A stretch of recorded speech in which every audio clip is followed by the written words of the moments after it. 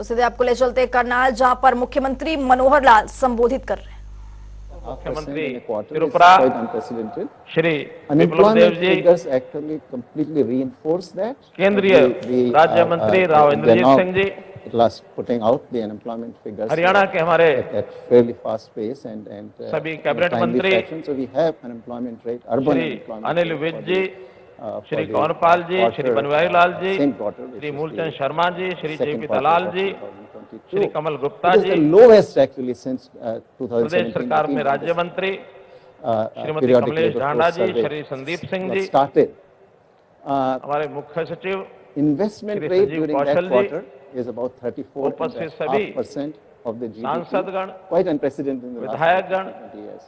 Party के So सभी all the पदाधिकारीगण, indicators I see कार्यकर्ता suggest to बंधुगण, me that now the economy और is really आज about to take off. इस My अंत्योदय calculation महासम्मेलन is में that it will take Haryana another के 6, कोने maybe कोने से 7 पधारे years for India to इतने actually बड़े get to Vishal become the जनसमूह, largest economy. आप सबको At that point, मैं अभिनंदन करता हूं, वंदन करता हूं। of the 3 largest economies, 2 largest will be developing countries, 3 out of 4 largest economies. माननीय गृह मंत्री जी, आज का ये दिन कई प्रकार से विशेष है। might happen in 2047. एक तो कल ही 1 नवंबर को at least economically. हमारे हरियाणा का And that's where 58वां स्थापना दिवस था। your comments on how you see उस उपलक्ष्य में because you will still be the external affairs minister. आज के इस कार्यक्रम को देखें अथवा हरियाणा सरकार में हम लोगों ने भारतीय जनता पार्टी की सरकार के नाते से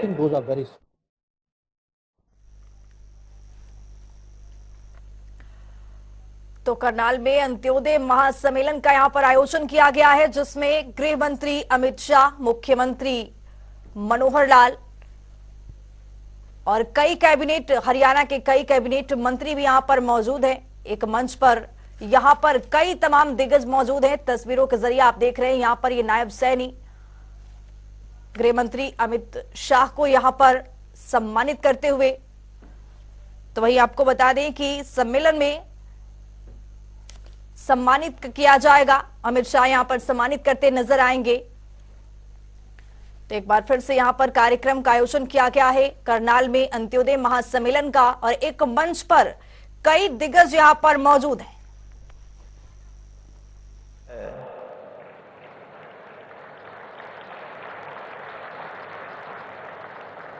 आज हमारे बुलावे पर इस महासम्मेलन में आदरणीय गृह मंत्री जी ने हमें समय दिया, आप पधारे। मैं आपका हरियाणा की 2 करोड़ 80 लाख लोगों की ओर से स्वागत करता हूं, आपका अभिनंदन करता हूं।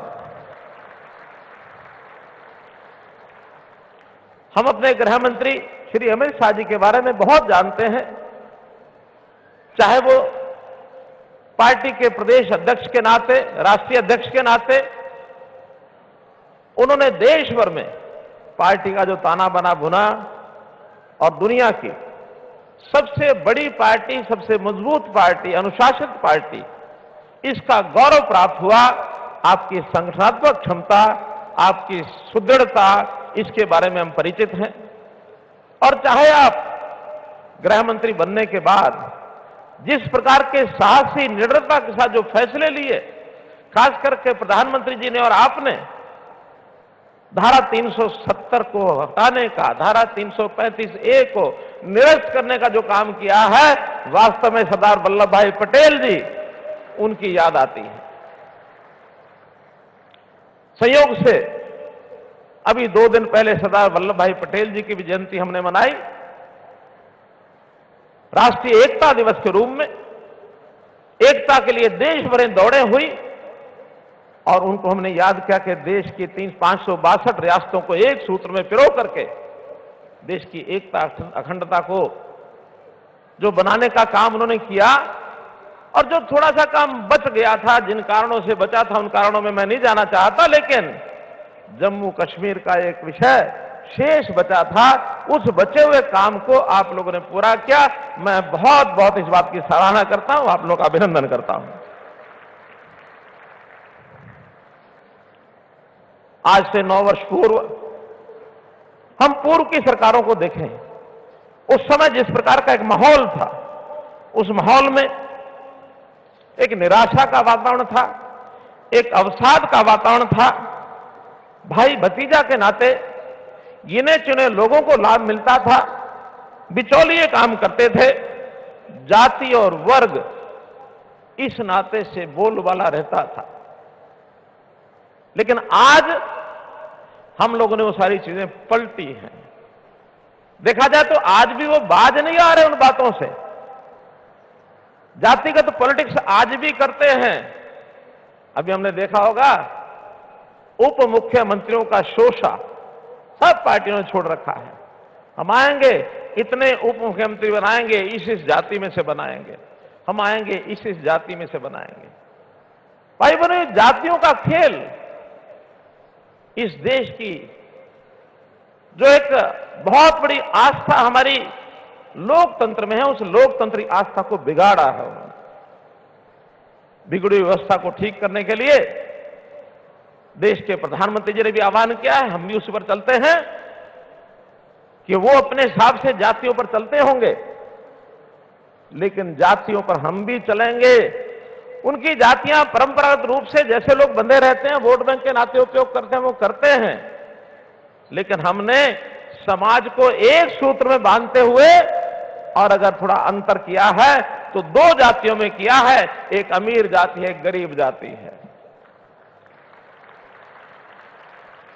हम इस गरीब जाति की कठिनाइयां, समस्याएं, इनकी जरूरतें, इनको पूरा करने के लिए सरकार क्या कर सकती है, हमारी प्राथमिकता है। भाइयों बहनों, हमने आते ही योजनाएं बनाई थी, टेक्नोलॉजी का सहारा लिया, आईटी का सहारा लिया, ई गवर्नेंस के नाते से हमने लोगों की समस्याओं को आखिरी आदमी तक पहुंच करके हमने पकड़ा। हमने कभी बिचौलियों के सहारे आपके साथ संबंध नहीं बनाया। हमने कभी नहीं कहा कि दौड़ दौड़ कर छोटी बड़ी समस्या को लेकर के आप चंडीगढ़ के चक्कर काटो या दफ्तरों के चक्कर काटो।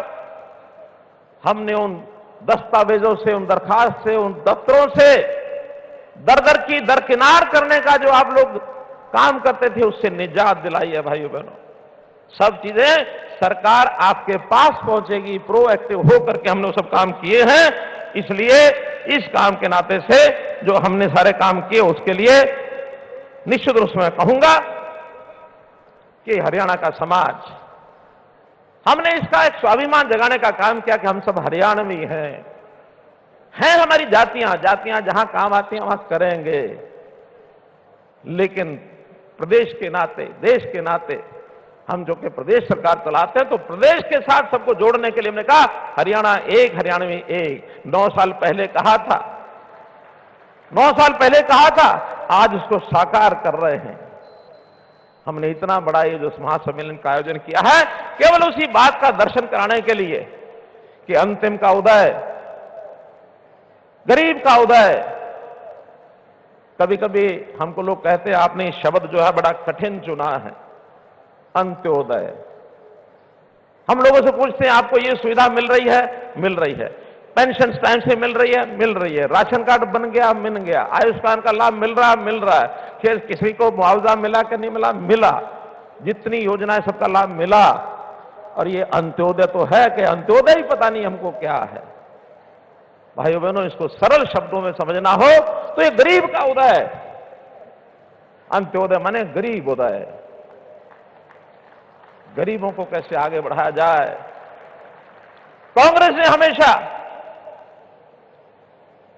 नारे दिए, गरीबी हटाओ, कभी 4 सूत्री कार्यक्रम, कभी 20 सूत्री कार्यक्रम। मैं कहूंगा इन गरीबों के साथ 420 सी करते रहे, वो 4 सूत्री 20 सूत्री 420 सी का खेल खेलते रहे। लेकिन अब उनके भौरे में, चक्र में नहीं आएंगे, जनता नहीं आएगी, ऐसा मेरा विश्वास है। हम पूछेंगे आपने हमारे शासन से पहले 10 साल में क्या किया था? क्या जो अन्य पार्टियां भी जब भी सत्ता में रही होंगी क्या करते थे? जनता को लूटते भी थे और साथ में कूटते भी थे। लूटने और कूटने का काम वो करते थे। भाइयों बहनों, हम बड़े प्रेम से, सहानुभूति से एक दूसरे के साथ श्रद्धा बनी रहे और मैं अगली बात कहूंगा, मैं हरियाणा की 2 करोड़ 80 लाख लोगों को अपना परिवार मानता हूं। परिवार के नाते हम काम करते हैं मित्रों, भाइयों बहनों, ये मेरा परिवार है। और जब परिवार मान लिया जाता है तो फिर हर किसी की चिंता करना, चाहे उसमें केंद्र सरकार की योजनाएं हो और चाहे हरियाणा सरकार की योजनाएं हो, उन सब योजनाओं को हम एक प्रकार से सिरे चढ़ाने के लिए आगे काम करते हैं। अब आगे से ये जो बाबुओं का काम, घुमाने का काम, भ्रष्टाचार का काम, 3 C को खत्म करने का काम, 3 C यानी क्राइम, करप्शन और कास्ट बेस्ड पॉलिटिक्स, इन 3 C को खत्म करने का काम हम करेंगे। और मैं ये कह रहा हूं, आज ऐलान कर रहा हूं इस बात का कि 58वां इसको हमने मनाया है। और जैसा हम जानते हैं 58 साल के बाद एक कर्मचारी की या किसी भी व्यक्ति की रिटायरमेंट की एज मानी जाती है।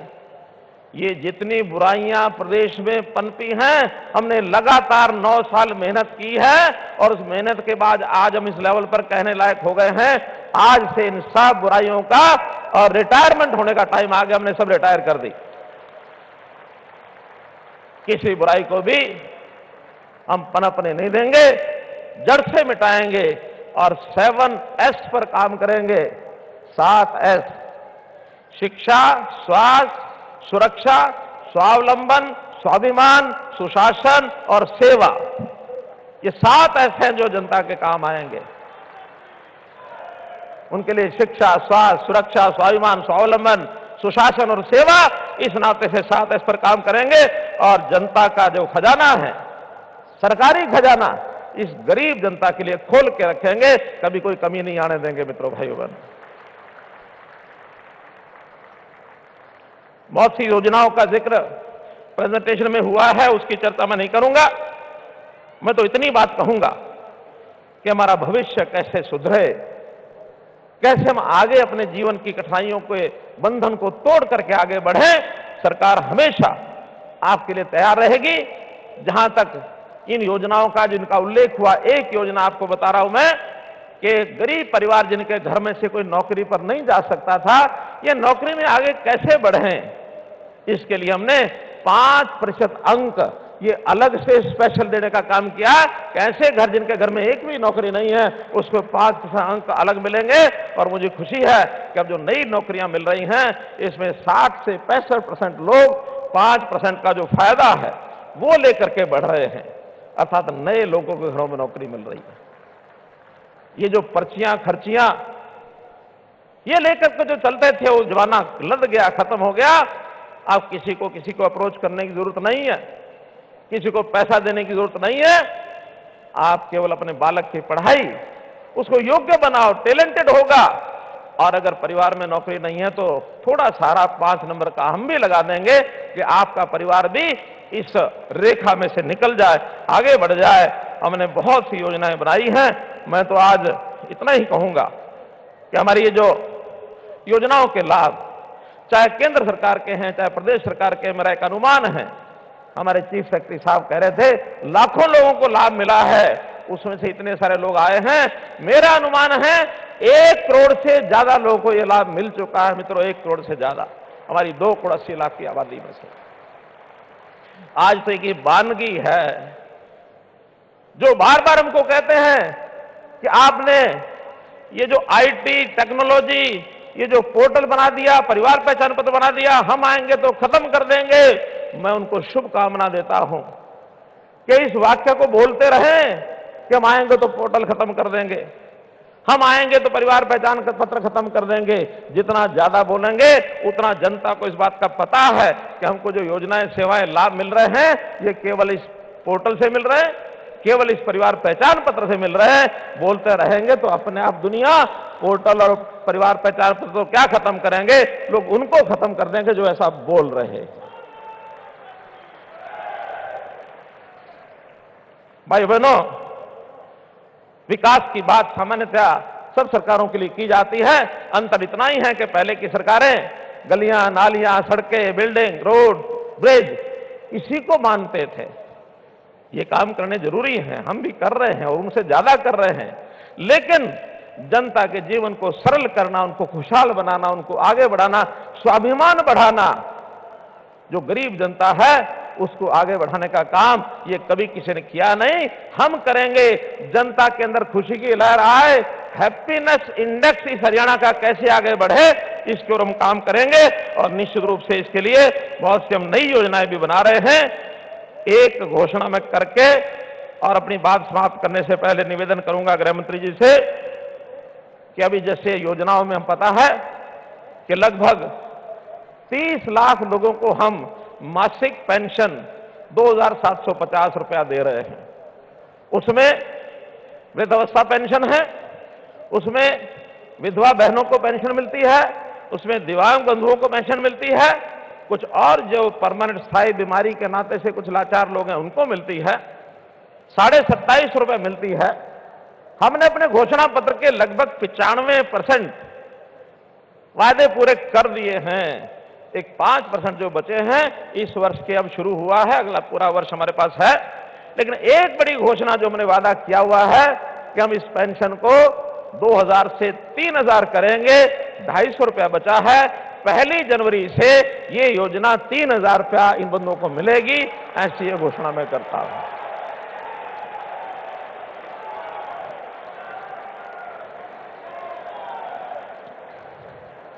बंधुओं, अंतिम जो बात मुझे कहनी वो ये कि आज हम करनाल की धरती पर बैठे हैं। करनाल दानवीर कर्ण जी के नाम से और जाना जाता है। दानवीर कर्ण के बारे में हम जानते होंगे कि वो एक सामान्य परिवार में जन्म लिया हुआ बालक, बल्कि एक जिनको हे दृष्टि से देखा जाता है, इस प्रकार के उनके जन्म की कहानी। यानी वो व्यक्ति इस प्रकार के परिवार में जन्म लेने के पर, मां की गर्भ से जन्म लेने के बाद बड़े होकर के कितनी कल्याणकारी योजनाओं के साथ उनको जाना जाता है। ऐसा नहीं कि सारी योजनाएं, सारे ऐसा परोपकार का काम कोई बहुत बड़े बड़े धनाढ्य लोग करते हैं, बड़ी कुर्सियों पर बैठे हैं वो कर सकते हैं, बहुत ज्यादा ऊपर पढ़े लिखे लोग कर सकते हैं। सामान्य व्यक्ति भी सेवा के काम में आगे उतर सकता है और हमारे लिए प्रेरणा स्रोत दानवीर कर्ण है। दानवीर कर्ण के साथ हम अगर उनकी प्रेरणा लेकर के कोई भी समाज का काम, परोपकार का काम करना चाहें, सामान्य व्यक्ति भी कर सकता है। दानवीर कर्ण के बारे में लिखा है कि जग में जो भी निर्दलित प्रताड़ित जन है, जो भी निहीन है, निंदित है, निर्धन है, ये कर्ण उन्हीं का सखा बंधु सहचर है। विधि के विरुद्ध ही उसका रहा समर है। उनके जीवन को उठा के देखिए, दान वीरता में उनके कोई सानी नहीं है। तो इस प्रकार का एक आदर्श हमारे लिए है। मैं आदरणीय गृह मंत्री जी से एक निवेदन करूंगा कि अभी कुछ और योजनाओं का आप जो है लॉन्च करेंगे, हमारे सबके लाभ के लिए हैं, उसका मैं निवेदन करता हूं। और अंत में एक सूचना कि आपको जाते हुए एक बस्ता, एक किट मिलेगा, थैला मिलेगा। उस थैले में कुछ चीजें रखी हैं जिसके अंदर एक कैलेंडर होगा, एक रजिस्टर होगा, स्कूल में जाने वाले बच्चों का उपयोग वो कर सकते हैं। प्रधानमंत्री मोदी जी का उसमें एक संदेश होगा और एक मेरा एड्रेस लिख करके जो पता लिखा हुआ एक पोस्ट कार्ड, एक लिफाफा, ये भी होगा। आपको मैं आह्वान करता हूं कि कभी कोई मन में बात आए, किसी और को बताए न बताए, लेकिन एक 4 अक्षर लिख करके और मेरे पते लिखे हुए इस पोस्ट कार्ड पर या लिफाफे में कागज डाल करके भेज देना। आपकी हर बात मैं स्वयं पढ़ करके उसके ऊपर संज्ञान लूंगा। भाई बहनों, आप मेरे परिवार के सदस्य हैं। आपको इस बात की भी जानकारी होगी कि जिस दिन आपका जन्मदिन होता है, मैं उस दिन आपको एक संदेश भेजता हूं। आपके जन्मदिन पर किस किस को संदेश मिला है, जरा हाथ खड़े करो। इतने सब लोगों को जन्मदिन का संदेश मिला है। साल भर में हर एक को संदेश पहुंच जाए, क्योंकि आप मेरे परिवार के सदस्य हैं, मेरे भाई बहन हैं। इसलिए मित्रों, भाइयों बहनों, इस नाते से परिवार का सदस्य मान करके आप ये मेरे साथ रखना। और एक अंतिम बात कि आपको जो कैलेंडर मिला है, उस कैलेंडर में छुट्टियां लिखी हैं। इस दिन अगले साल का वो कैलेंडर है, 1 जनवरी से है, इस दिन कौन सी छुट्टी है, कौन सी छुट्टी है, कौन सी छुट्टी है। लेकिन अगले साल में 2 छुट्टियां ऐसी आएंगी जिनका उसमें अभी उल्लेख नहीं किया है। वो 2 छुट्टियां कौन सी होंगी, वो जब भी तय होंगी उसको मैं आपको पता लगेगा, और जिस दिन वो छुट्टी हो तो तारीख पर गोल दारा लगा देना। और उस छुट्टी के दिन आपने क्या करना है, ये काम भी जैसे वो छुट्टी घोषित होगी आपको पता लग जाएगा। वो 2 छुट्टियां कौन सी होंगी? पहली छुट्टी होगी जिस दिन लोकसभा का चुनाव होगा, और इसी साल की दूसरी छुट्टी होगी जिस दिन विधानसभा का चुनाव होगा। उन दोनों तिथियों पर आप गोलदारा लगा देना। जरूर याद रखना उन 2 दिनों को आपने क्या करना है, क्या नहीं करना है। बस मेरा संक्षेप में, इशारे में जितना कहना था मैंने कहा। आपका बहुत बहुत धन्यवाद, बहुत बहुत आभार। भारत माता की जय।